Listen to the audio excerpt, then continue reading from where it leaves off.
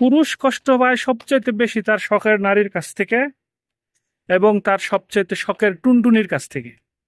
Same একজন নারীর ক্ষেত্রেও সবচাইতে বেশি কষ্ট পায় নারী সে তার শখের পুরুষের কাছ থেকে এবং তার শখের ময়নার কারণে ক্ষতিগ্রস্ত হয় তারা। এই যে বাংলাদেশে সম্প্রতি আমরা নারী পুরুষেরা শখের জিনিসের শখ পূরণ করতে যাইয়া হারিয়ে ফেলি আমাদের শখের জিনিসগুলা। কেন? এর কারণ কি? এর কারণগুলো আমি খুঁজে বের করেছি।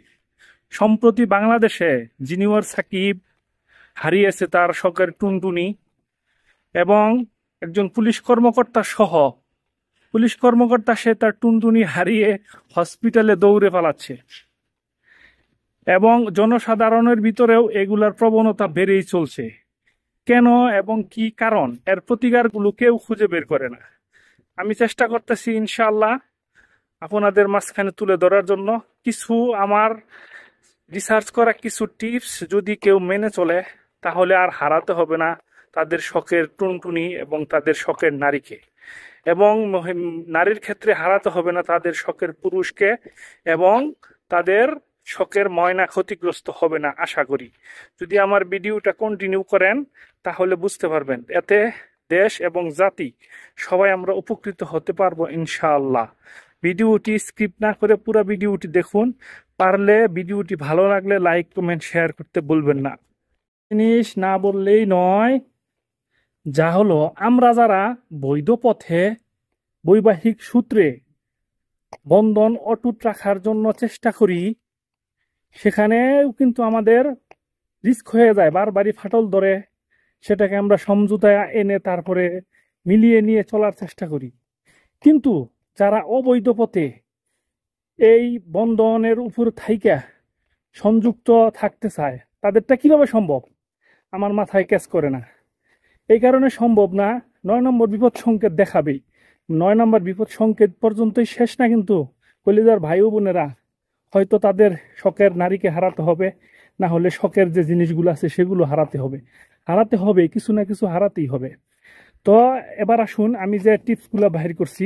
নাম্বার ওয়ান হলো চোখের লোভ এবং মনের খায়েশ। এই জিনিসগুলোকে নিবৃত্ত করতে হবে। হ্যাঁ, নিবৃত্ত করতে হবে না যদি সেটা বৈধ পথে হয়। সেটা যদি বৈধ পথে থাকে অসুবিধা নেই, নিবৃত্ত করতে হবে না। কিন্তু যদি অবৈধ থাকে তাহলে কিন্তু সেখানে রিস্ক হয়েই যাবে, বা যে কোনো দুর্ঘটনা ঘটবে, এটাই নিয়ম।